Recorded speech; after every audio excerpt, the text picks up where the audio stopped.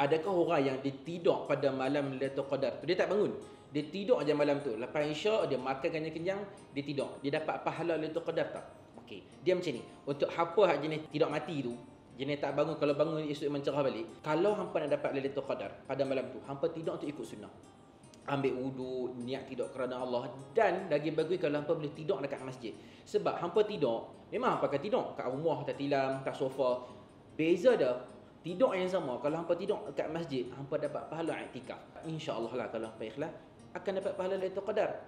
Yang tak dapat tu kalau hampa tidur kosong, tidur mengangkang, tidur tak tutup aurat, memang tak dapat lah. Sebab kita tak ikut sunnah.